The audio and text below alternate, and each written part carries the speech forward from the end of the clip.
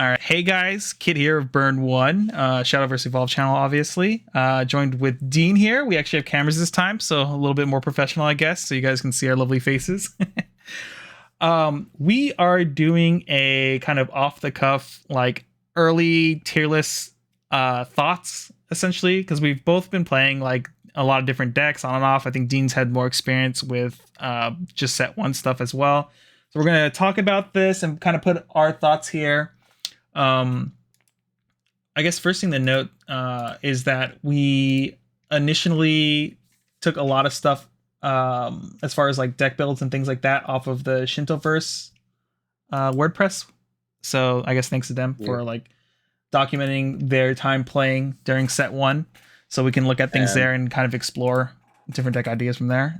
And I also, a lot of the decks that I've played at least were also from the Nala and Jank, I think, like Nala, the Nala Shadowverse channel from the Japanese side as well. Mm-hmm. I follow them very closely, at least with set 1 and 2 meta. So I've touched quite a few of these decks, and I think I have a pretty good idea of how the actual matchups play out. So yeah, we picked out 2 for every craft here that represent decks that we kind of want to talk about. This obviously isn't every deck, and maybe there's ideas out there that haven't been explored since set 1 was like so new at the time. So maybe new things will be developed. So obviously take this entire tier list with a grain of salt, because we're not the best players in the world, and this is just our initial thoughts. And it'd be cool to hear from you guys what you guys think about what we think things are, and argue in the comments and stuff, so we can learn new things and everyone can figure things out. So I guess we'll just start it off. I guess we'll just go from left to right and throw it out where we want. Sound good? Okay. Yeah, let's start off with Roach. I think that,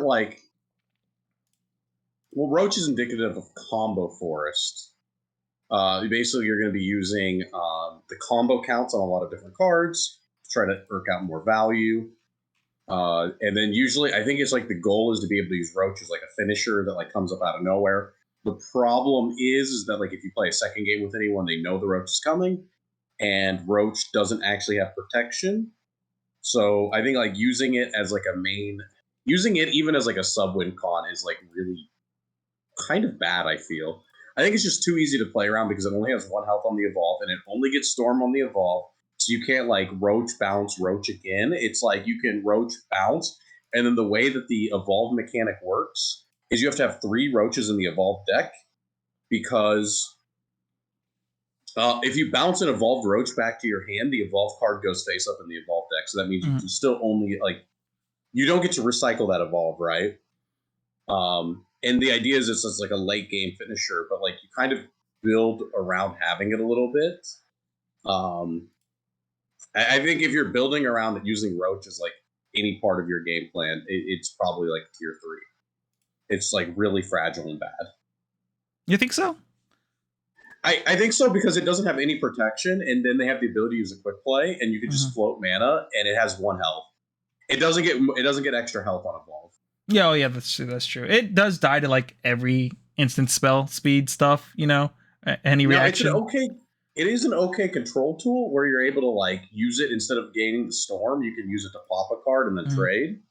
Or you can use it to pop a card and then bounce it back, and then your opponent can't respond to that. So it's you can see it as a combo removal spell, but it's, as far as a way to actually win the game, I felt it was very weak. Oh, whoops. Yeah, I get that. That was better when you had when it was the big thing. I can totally see that. It, at least the upside to having Roach is that it the Evo's free. It's just you have to have the Evo in your deck, and because there's 10 slots, you probably only play it as at most the 2 of, right? I assume. Well, I think the weird thing is some people see Roach as its own archetype in this, right? And it's Roach isn't its own archetype. It's a splashable, sometimes damage dealer, but it's not really your game plan. So if you're building around Roach, your deck is probably bad. Yeah. Well, if you splash a Roach or 2 in, you're you can splash Roach into a normal deck, but building around Roach is probably not real at all. Okay. Because I guess that's kind of where I'm going. Yeah. Yeah, you just kind of have it in there. This deck build essentially is you ping a little bit, and then when you can pop off and hit them for the big number to one shot them, and hopefully they have no answer. That's when you kind of get the payoff right. So yeah. Now, the next one on the tier list would be Fairy Forest. That's like the more standard one, with Rose Queen as the top end, and then of course you have like all the TV stuff. The Titania's like Sanctuary, plus the Fairy Princess, I believe it is. That I would put at tier 2. Actually, if it's dedicated Roach, they'll move down to tier 4. That's unplayable. That's actually unplayable. You think so? Dedicated Roach is tier 4. We gotta. There's gotta be. Dude, I can't wait to lose a Roach every day. No. Yeah. I mean, Roach might be in the Fairy deck. I think the Fairy deck is like. Man, I was actually kind of impressed with it. I thought it was better than Sword. I think the Fairy deck is like tier 2. I don't know. What did Shinto put it at? I don't think they had that specific build like on like their little tier list thing. Forest? I mean, they only have literally like two tiers essentially, which is like completed like competitive decks, and then like the deck to beat in the format, which I kind of agree with his deck choice to like care about. But yeah, because like. Fairy Forest. Yeah. Once you get the Sanctuary down, if you get the Sanctuary down, so I guess it's once the Sanctuary is down, your fairies have a ton of value, and you also have like all the bounce backs with the Ancient Elves. So you have like big wards in the early game, into having like all of your fairies have direct attack, which means you can attack untapped creatures. So basically, it's as if your opponent's board is always tapped for you. Which allows you to like just keep up the pressure, keep it like normally like right. Some decks will just choose not to attack, try to preserve board. You don't let them do that. Yeah. And then you can flood up the board at like on turn 6 while also presenting a ward, and then having follow up turns. So it's like I felt like when the Sanctuary comes down, that's like I feel like that deck was better and more resilient than Sword. As crazy as that may sound to some people. Because I think it has more draw. It has more like inherent draw in it as well, and like you get like way more value when you go +7 off of a 6-drop, versus Otohime goes like plus. Was Otohime go like +4? Yeah, like so usually like, +4. Yeah. So it's like Otohime presents 4 bodies on a 6-drop, and the Fairy Princess presents usually 8 bodies. So it's like. So you think it's better than Roach then? I think it's like closer to 2. But like, really? I think it's closer to 2. Okay, actually, you know what? Let's talk about these tiers first, because we didn't really define them anything. Like, first of all, how close are these tiers? Maybe we shouldn't even have a tier 4. Maybe like maybe this should be like tier 1.5 up here, and then this is tier 2 and this is tier 3. Because like, and then how far apart are these tiers? Yeah, let's do that. Because I feel like, at least from my experience so far, is that I think a lot of the decks, like no matter what you build, like at least if it functions properly, you probably can play any craft you want, right? Essentially in this meta, in set 1 meta. Yeah, you can play whatever craft, maybe not whatever build, but whatever craft, right? Yeah. And yeah, tier 1 would be like, this consistently has a lot of answers for like all the other good decks, right? Well, tier 1.5 may have a little bit of consistency issue, or it may get like absolutely hosed by like certain answers, right? Yeah. Or no, it doesn't get completely hosed from certain answers. How about that? Tier 1.5 doesn't get completely countered by like a simple answer. But like the tier 2 decks, a Fairy Forest would be like tier 1.5 thing, because like I don't feel like it gets hosed by an answer. I feel like the tier 2 decks would be the ones that like your opponent plays like a board wipe for 4 damage, and then your deck stops functioning, like Sword does. Yeah, because like Sword puts out like 4 bodies, your opponent plays a removal spell, and you literally can't play the game anymore. It feels like. Yeah, I feel like measuring it like that, I feel like Roach should at least be tier 2, right? Whoa! You don't think it's like, it feels like the deck? No. I've sleeved up the Roach deck. I can tell you right now. Okay. That is okay.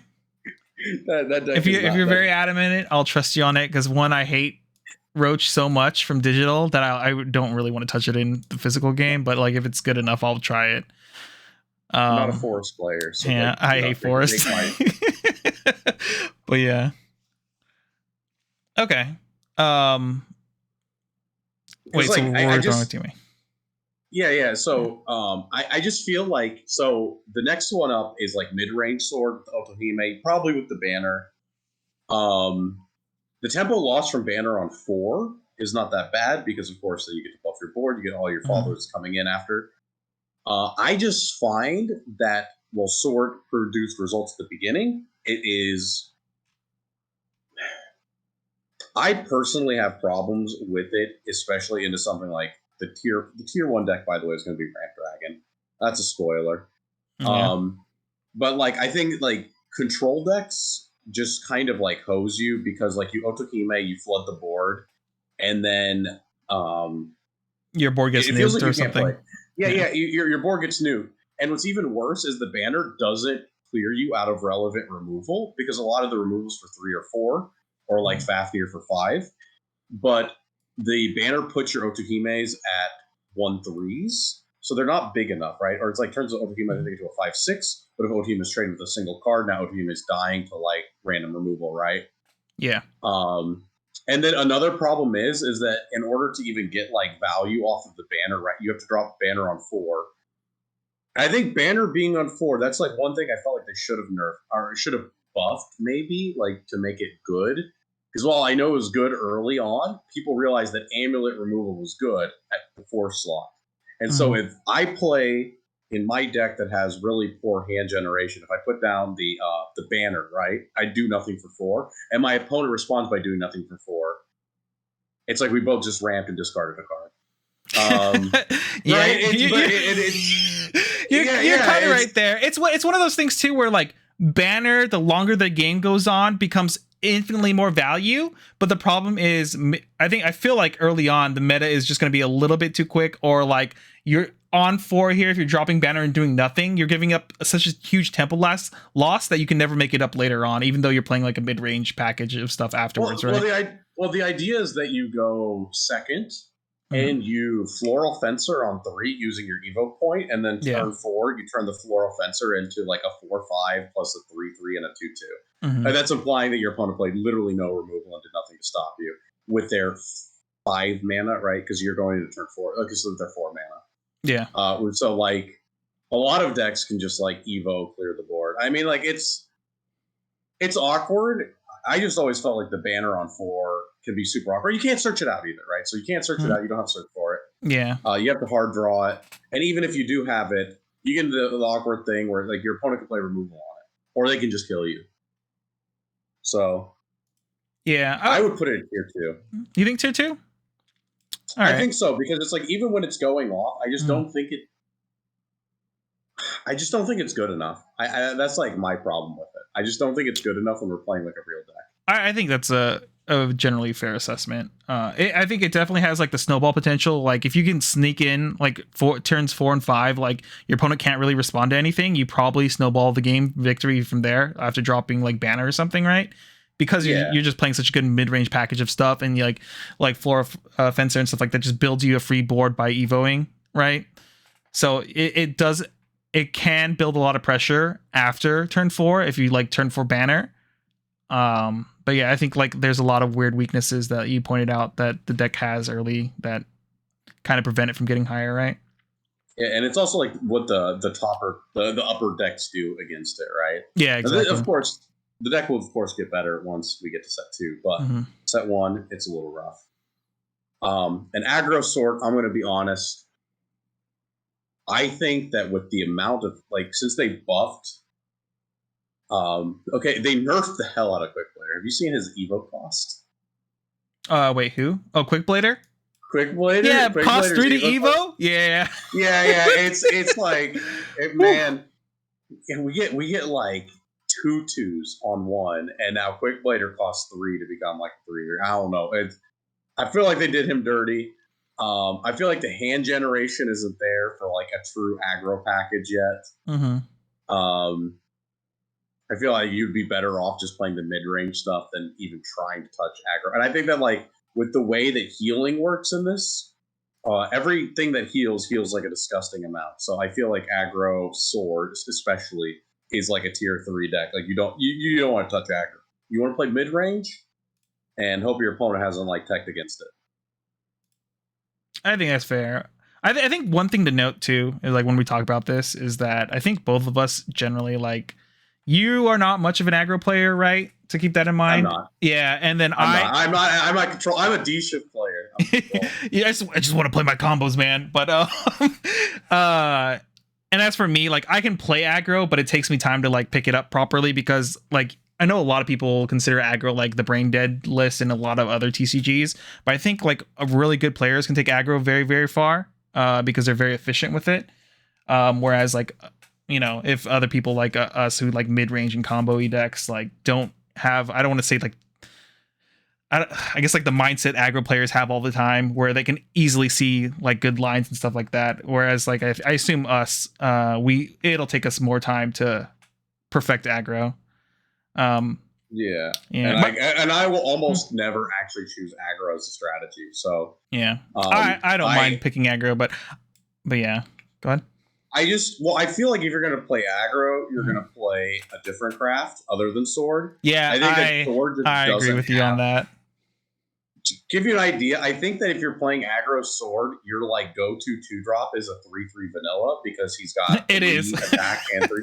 So like I don't know how good that is, and like in my mind, I'd rather be playing the better stuff that curves out a little bit better, is a little more synergistic. So yeah, that's me. Yeah. D shift. I want it to be tier 1, but we know that's not gonna. I wish. I wanted to be. Oh man. Is it even tier 2?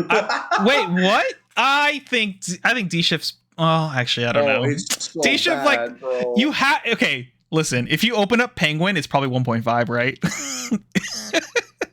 I feel like if you open up Penguin, you're good to go. If you don't open up Penguin, you're just like down here, right? And you just like pray you live long enough to pop off. It's a little bit better than that. I've been thinking about D shift. I've been thinking about D shift a lot. We'll put it in tier 2 for Copium. In reality, I feel like this is a tier 3 deck because it is like you have all the removal and you have all the combo stuff, right? But then it's your finishing turn is so telegraphed. And okay, so you run into this problem where you have to play X amount of bricks, right? Yeah. So you need the bricks in your deck that you don't want to draw. But don't worry, you can't draw them because they're your win condition. And there's no way your win condition would ever be in your hand. So, and because like imagine that you have like your win condition in hand. That means that there's spells that you can't play, right? It means that you can't like play the rest of your hand. Yeah. So your hand continuously gets more bricking, except for it doesn't because that would involve drawing your win condition. And you have Merlin, which searches a spell, Merlin, which copies a spell, and you have Sorcery's Cache, which is top check 4, add a spell to hand. So the problem is you don't have like a single tutor card for your actual win condition. In fact, some cards shove your win condition on the bottom of your deck. So it's not uncommon when you play this deck that I've had like 10 mana and like a 3-card deck and 2 of the copies of my Flame Destroyers were on the bottom. And I'm like, I can't win. I can't win. Yeah. And that's without getting into like the problems with like hand rip cards, bricking on monsters. There's so many actual problems with like actual D shift. It's so sad to say. We'll put it in tier 2. This is like my 2.5. Yeah, this is my thoughts on it. D shift as a deck is anywhere from tier 1 to tier 3, depending how you draw. Like the order of cards in your deck could make this deck tier 1. Other times you're like chilling down here with tier 3, and you're like, that's cool. All the ways I close out the game are on the bottom of my deck, or I didn't draw Penguin until like turn 6 or some shit, where your engine is not online. And then now you're just like eating garbage the rest of the game. Other games, when it's popping off, it'd be popping off, right? it do be popping off.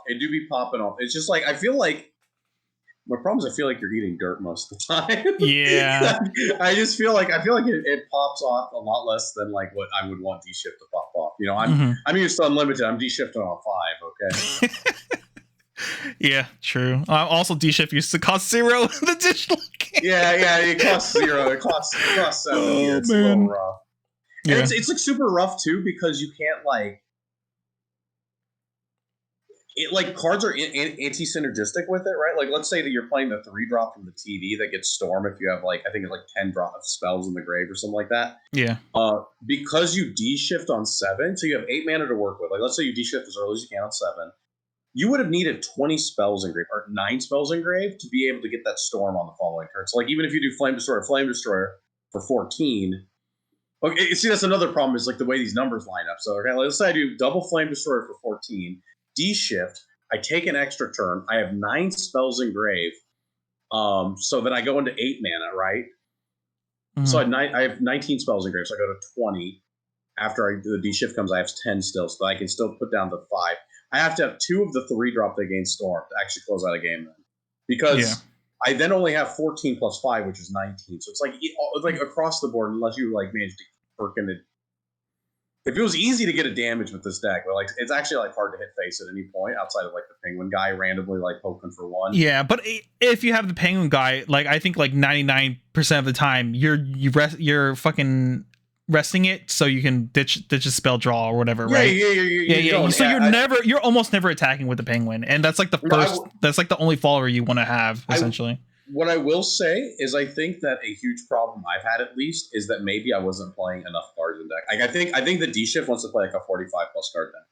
So maybe it's like when you start like finding the perfect like 45 to 50, you can get that 20 spells engraved and like have like a functioning deck. But like when you're trying to play 40, it just feels like too hard and too much of an order to like present lethal with it. Yeah, I know we did talk about this a lot before about D-shift where like it's one of the few decks that plays more than the minimum amount because I think the game needs to go a little longer. You're going to be discarding and drawing a bunch just to fill up your graveyard in this deck that you need that extra stack on the bottom to like live long enough essentially, right?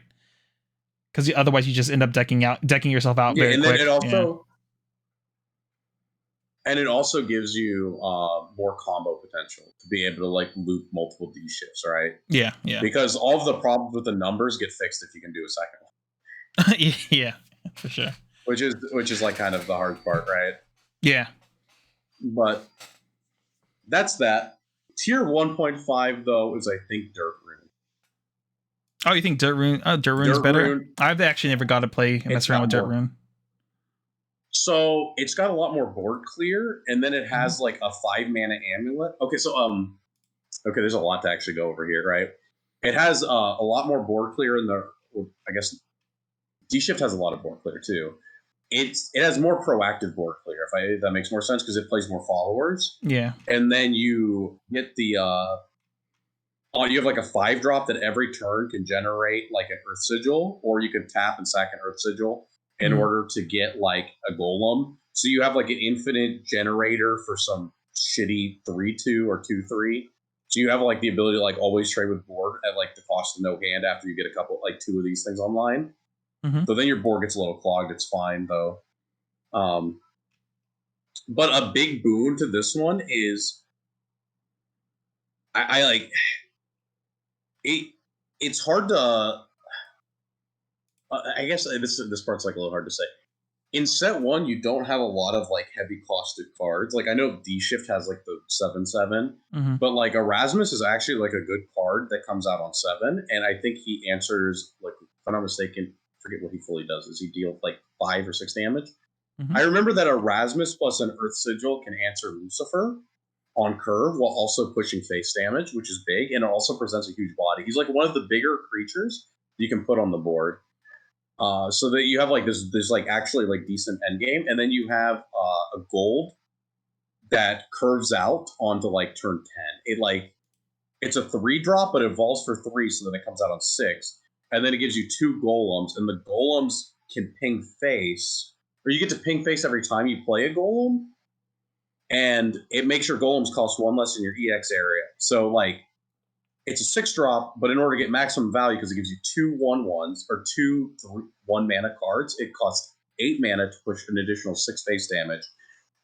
But you can curve that up to 10 mana, right? Because the more golems you have, there's no cap as long as you keep paying the cost for them. So you have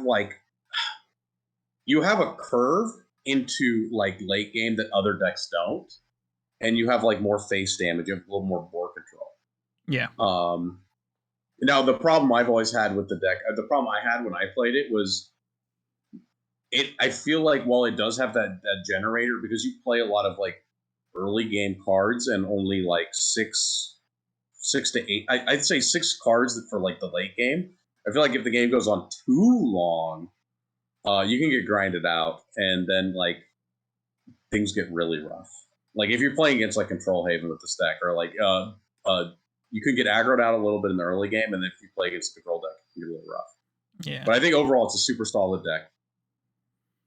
Yeah, it sounds good. You convinced me to try it out at least. I wasn't a big fan of Dirt Rune in the digital game, but like I'm willing to try anything in the physical card game.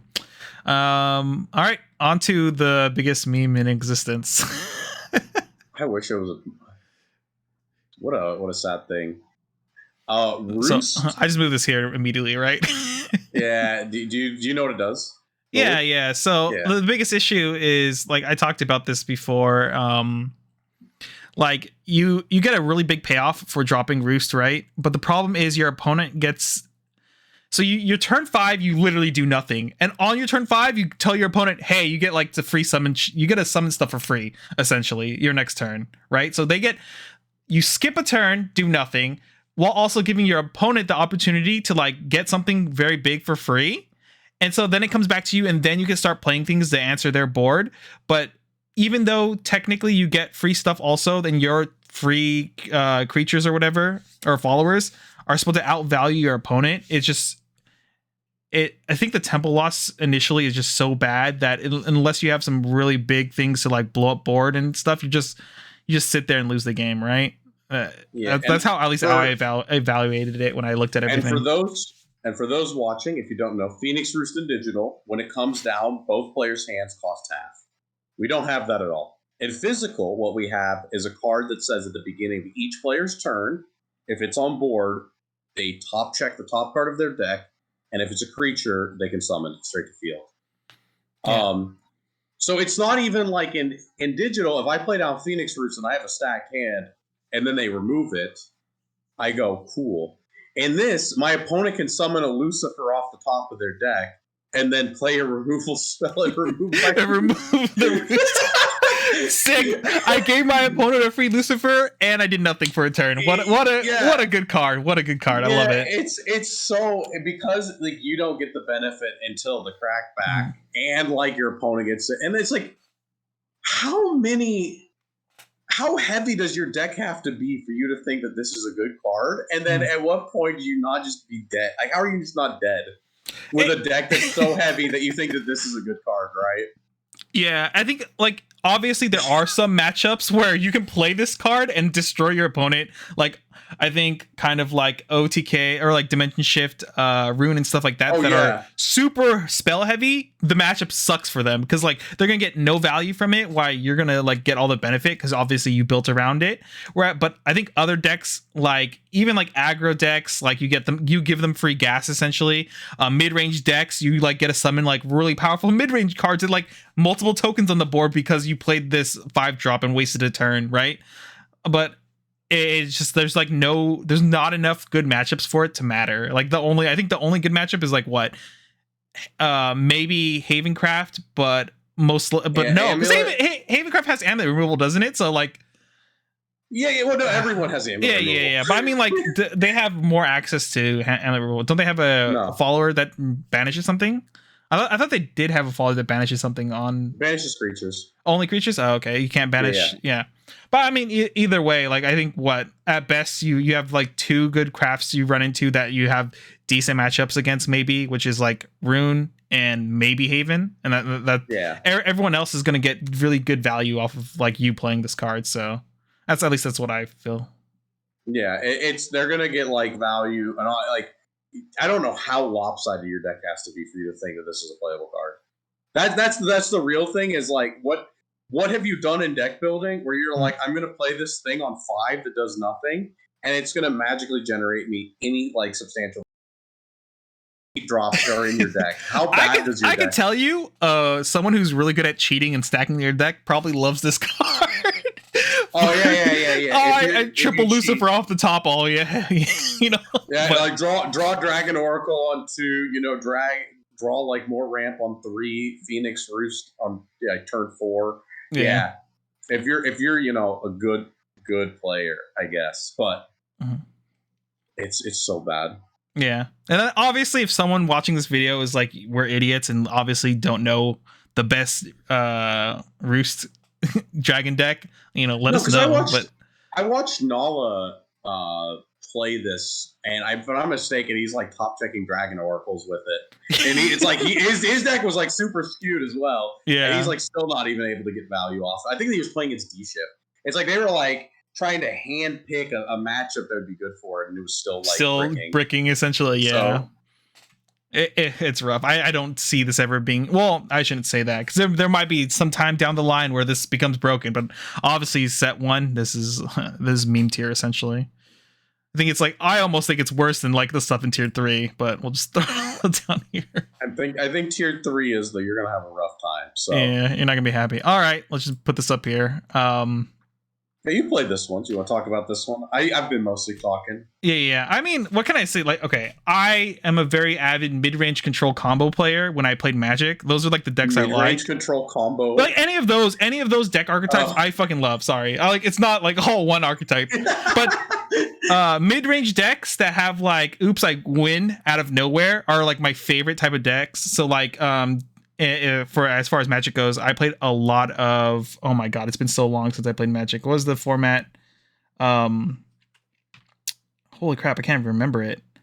It's not extended, but the one whatever format was replaced extended or whatever it's called. Legacy? No, it's a smaller pull than Legacy. Oh, Modern. Expanded. There we go. It's called Modern. I played nothing but control decks that had like, oops, I win scenarios. So like, for example, I played a lot of Splinter Twin decks. Also same thing with man, I can't remember. It's been so long since I played Magic, but like Splinter Twin was like my favorite deck archetype there until they banned it, and that's part of the reason I stopped playing Modern as much. But Ramp Dragon is very much kind of like that. You're playing like this mid-range game plan where you just suddenly go out of nowhere, like, oops, here's like 7 storm damage to your face after I've been dropping like these high value targets all game, because I've been technically 1 turn ahead in mana than you have all game. So you present a lot of pressure on board by playing like a lot of like very chunky dudes early on, so you can kind of whittle away just enough to get down to like, I can kill my opponent in 1 to 2 turns just by like doing like double forte or something really dumb like that. And in my opinion, from what I've seen so far of like these other decks that you can play in set 1, it just feels like Ramp Dragon, as long as you don't brick crazy hard, I feel like this deck is like the best deck, but not by like a huge margin, but just enough that I think it denotes itself as the tier 1 deck of the meta, right? Yeah, I think the big things is so like you don't really have search, which is the only real problem. But Dragon has access to really powerful removal tools, and being able to even cheat 1 mana, which you have a total of 2 cards, so you have 6 cards total in your deck. So 2 individual cards, 6 cards total in your deck that can ramp you. And it's like once you've cheated an extra mana, in this game, playing ahead the curve by 1 is very powerful. I mean, even in digital, we know that that's like a thing, right? Yeah. As like you said, Forte is always presenting like a looming 7 out of nowhere. But like the fact you have the removal tools, and Shenlong is, wow, that card was. I think there was a comment in one of our videos about Shenlong not being a card in no, Shenlong is a card in digital, because I remember playing it. He just sucked. He was ass. But suddenly he's a 5/6 that heals for 5 that also cantrips on play, and it's that heal 5, right? Because like we've upped the number on damage, and but like a lot of things are like a 1/2 is now a 2/2, right? Or like a 3/4 is now a 5/5. But Shenlong heals 5, and that's oppressive. Like it's an oppressive amount of heal. Like the other stuff, I feel like the other stuff isn't that bad, and like even then, it's like Shenlong is just a card. And there's definitely like weaknesses outside of that, but like it's just the 5 is a big number. Yeah, like this is my opinion at least. I think if Shenlong didn't exist in set 1 at all, I don't think this deck would be tier 1 at all, because of the obviously the issues you pointed out about how like there's no search or anything. You're literally top decking all the time, but the one card that Dragon has that makes this deck, like, I don't want to say consistent, but lets you get to the point where you can outvalue your opponent till to the end, is that card. Because not only does it draw to replace cards in your hand so you can find answers and find the big guys better, but you're also slowing the game down completely, and like you said, healing 5, which is huge. And then also Shenlong is also has what's the term in this game, bodyguard or whatever, Ward. There we go. Yeah, sorry. Ward. Yeah, so it has bodyguard? Ward too. Oh yeah. Dude, I can't remember. Too many card games, man. But having Ward is like big on top of healing. So it's, even though you heal, like it's only 5, you're also technically healing whatever like Shenlong blocks as well, right? Technically you're getting more out of that heal. And then like we said, you're forced to draw to get cards out of you, to get cards you need, since you have no search, since Shenlong elongates the game by being a huge ward, healing you 5, and also gets you like to draw 2 more cards so you can dig deeper into your deck. It's just like that combination right there is really, really dumb, and what makes this like a tier 1 deck, I think. Like, yeah, I think without it doesn't feel like it would be a tier 1.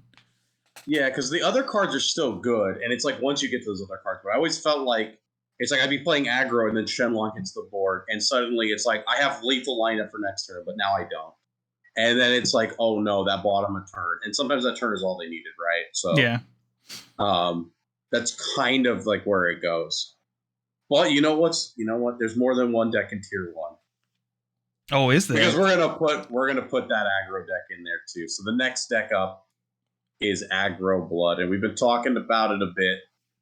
And if you played Unlimited right now and Shadowverse on digital, sometimes the game starts and you're just like, I guess I died. It's like turn 1. Aggro Blood's going to be doing the same thing to you in physical. Oh yeah, not Blood though. It's Abyss. Ooh. Oh yeah, Abysscraft. I like calling it Spookycraft instead. I don't know where we coined that from, because I think it was someone else in the community. Was it someone else, or did we come up with that? It was definitely someone else, because they were joking about the translations. Because I think it's like, what is it, like Havencraft is bishop, like, right, like we already have like funny names versus the Japanese names. Yeah. Somebody's like, it's gonna be called Spookycraft because it's the blood in the shadows. Yeah. All right, well, whoever that is, thank you for that, because I like calling it Spookycraft, and if no one takes claim to that, screw it, we invented it. But yeah, go ahead, Dean. I like it. Oh yeah, it's just you just have like such powerful aggro tools where like your cards, you have the 1-drop that pings both people for 1, and it's a 2/2, right? It's like this is like a thing where the increased numbers really matter for how much pressure this deck puts on the board. And then like you have like the combo on 2 if you play down this guy and you play down the Skeleton Knight, and then you have a 2/2 and like a 3/3 or something like that for a 2-card combo for 2 mana. And you just put down so much pressure so early.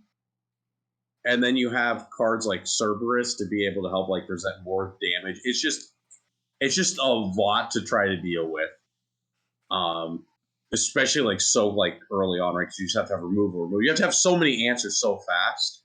And I think the deck plays like 9 to 12 like 1-drops, right? Yeah. And it's just going in and it's just going boom, boom, face. Yeah, I think what also makes it really, at least in my opinion, potentially a little bit more powerful than a normal aggro deck too is like Executioner in the deck too can like just if you see your opponent search a combo piece, you're just like, yeah, here's Executioner, and let me take away that combo piece that gives you the extra time, right? And it's not like Executioner is like the worst card to be playing on. I forget, he's a 3-drop, right? 3 or 4? 3-drop 3/3. Yeah. 4. Well, I guess he'd be a 4-mana 3/3, right? Would he? Yeah. The card? Assuming you need the extra mana if you're not going second. But I mean, yeah. But I mean, like, imagine you're against there's not a whole lot of search, but I guess Sword, like, right? Imagine they search like Otohime, and then you rip the Otohime out of their hand, right? Yeah, because they're setting up to play it next turn. You rip it out of their hand, and now now they've lost their game plan that they were going into the second turn, and they also lost a card. So your 3/3 is basically like almost a 1 for 2, essentially, if you evo it. And it's also like the tempo loss, or like imagine that you're gonna do like, let's say that magically it's turn 6, right? Yeah. And you have like, what is it, Phantom? Like, let's say you played Cerberus before and you'd evolved it, and you have like the memes and stuff. A card is like Angelic Barrage, like, right? Like, let's say like you basically, the idea is you can hand rip your opponent before going for a lethal push, and then you can know how greedy you want to be on that push. Oh yeah, for sure. So it helps you play around like some of their answers that you're worried about, right? Yeah, if you magically get into the late game, which you might, and thanks to Path to Purgatory, you might have enough gas as well. Yeah, for sure. So yeah, it's just a lot of pressure really early, and I think that's why it's a tier 1 deck. And then hopefully we don't have best of 1 like Japan did, because that's awful. But if we do, aggro is even better. Yeah, any best of 1 format aggro is usually one of the best decks, unless like something so strong stops aggro from being like the best pick, essentially. Which I think in this case, like Ramp Dragon, because of Shenlong, is like the answer to aggro blood, essentially. I think it's kind of like a balancing act here. You either have a lot of people playing Ramp Dragon, which forces you not to play aggro blood as much, but if there's less, I feel like if there's less Ramp Dragon, you get like that shift into more aggro blood, right? Because it becomes, I think it becomes a better pick going into like events, right? I don't know what the matchup between blood and dragon's like. I can't imagine it's actually like. I imagine that's actually pretty close. I don't think it's unfavored for either. I feel like it's slightly unfavored for blood. Well, no way, because dragon can't search the Shenlong, even if like you're maxing out on the removal. Like, right? Like, think about like when I went back and looked at that game where I beat you with the sword. You had so many lines to absolutely dumpster me. Like, yeah. The amount of value that Cerberus gives, the amount of board pressure you can put up, like, right? Like, imagine that you've got Dragon Oracle and you're going from 2 to 4. You can't even Shenlong until like turn 6 anyway. Turn 5 going second, and it's like your opponent has you at like 5 health. Yeah. And you need like, and if you Dragon Oracle, you have to have like removal spell plus, and then you have to have the Shenlong in the waiting, and it's like you have like what 6-7 cards to go find that all by. And there's builds that can help make it better. But like, man, I don't know. The pressure is sometimes just too much, right? I mean, you might be right about that. I also like. I guess once you get used to playing into different matchups, you probably do have the idea of like, all right, it's my turn 4. I need a executioner now, because if they play Shenlong next turn and you evo it, I just lose, right? So you at least have that idea of like, I can at least you force them into top decking Shenlong, essentially, right? Yeah. So it's or they have 2 in hand. Yeah, or they have 2 in hand. You just all right, good game, dude.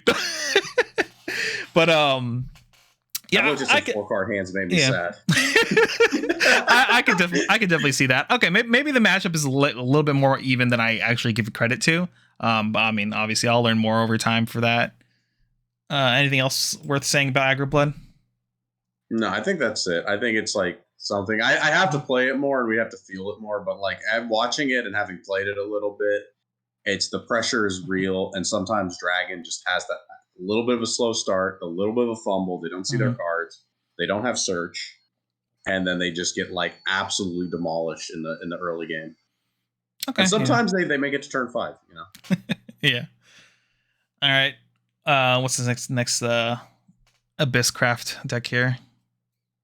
I guess this is like control, which is, I guess, you're using like this vampire queen. She summons some bats, and the bats have ward, and they have like no health. And then she kills you to summon more bats that also have no health. So your opponent can play a single mana removal spell and kill all of your bats. It's a little rough.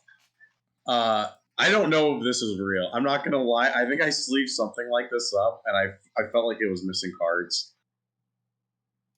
I think this is more of like going for like the necro charge stuff with like I don't even know what this is. The problem is that Abysscraft has like this aggro deck where they got like there's an identity crisis in this, right?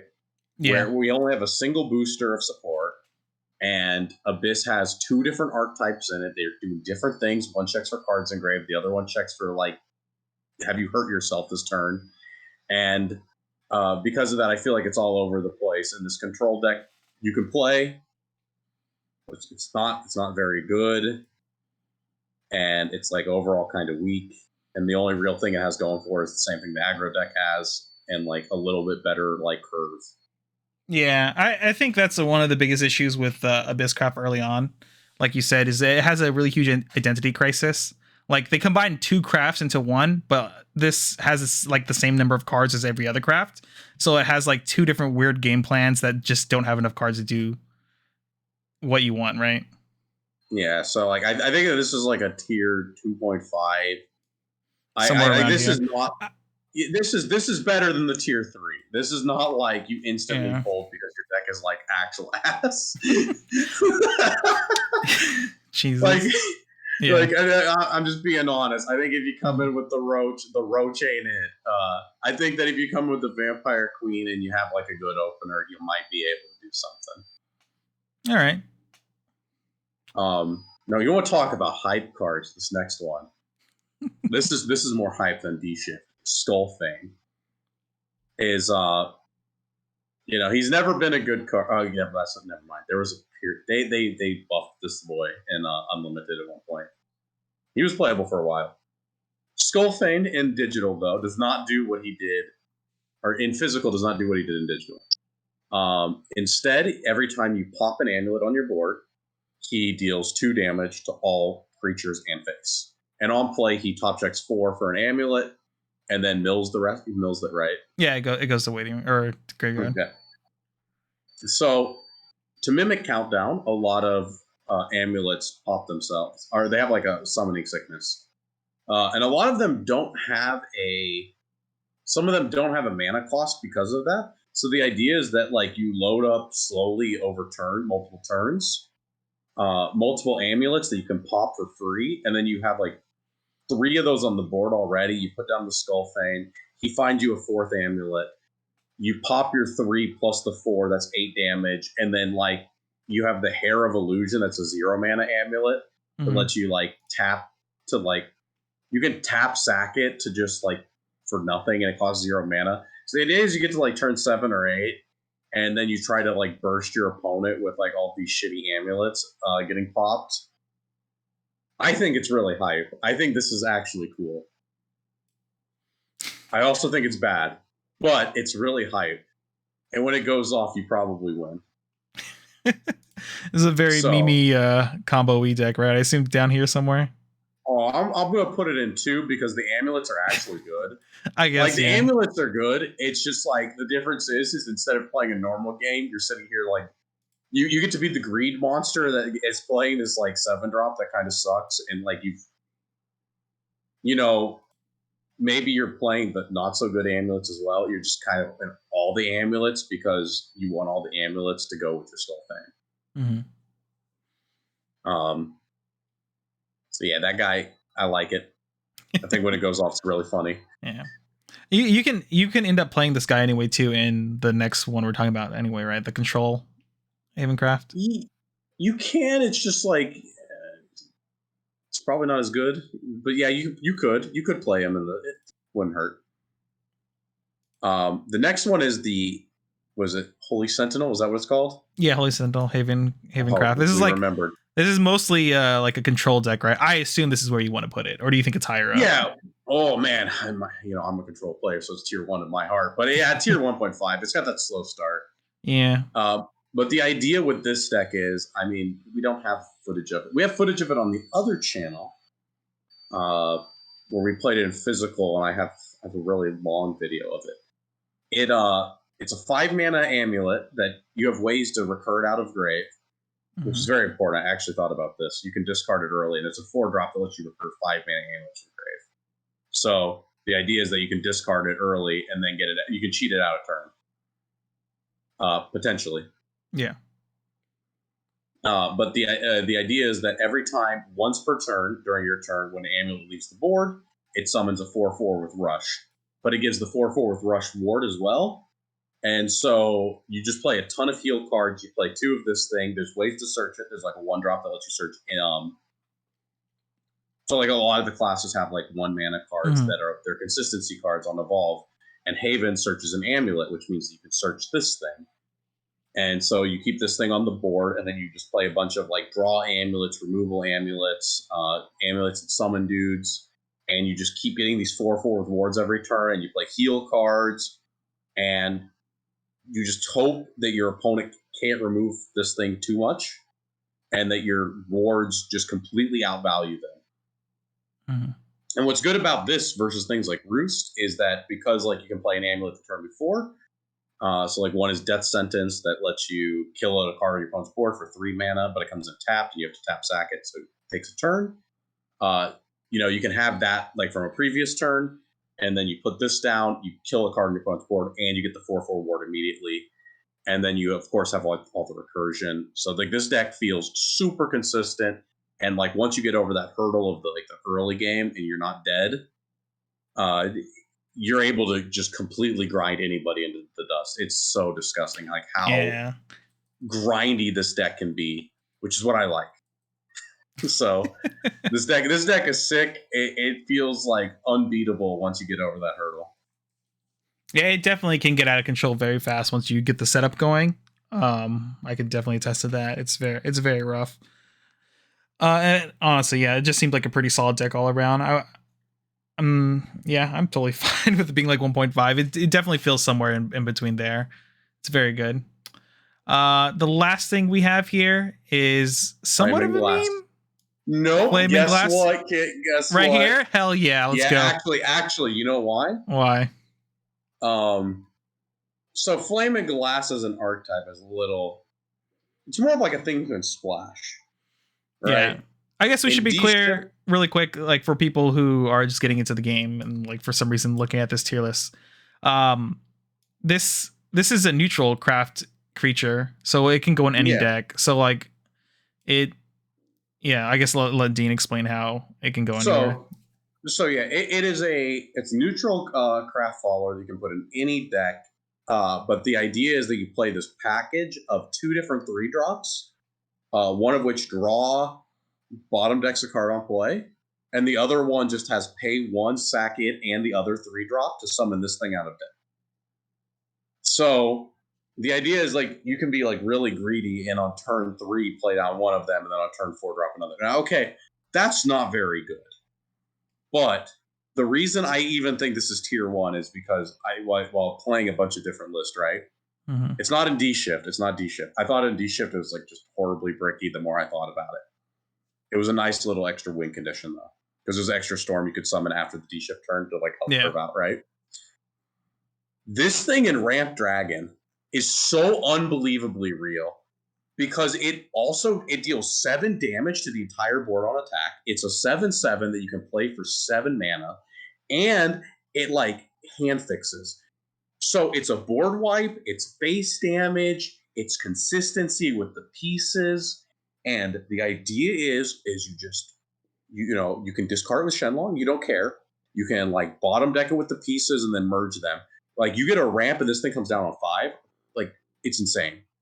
It's like absolutely insane. And then it just gives you more like big cards, right? Because like the idea with the dragon deck, especially with like ramp when you're like, or like the more control-y dragon deck, is how many board wipes and control cards can you play? Because you're already playing the 3 Fafirs, you're playing the spells, and then you're throwing this guy in, and I think you're cutting Forte for him.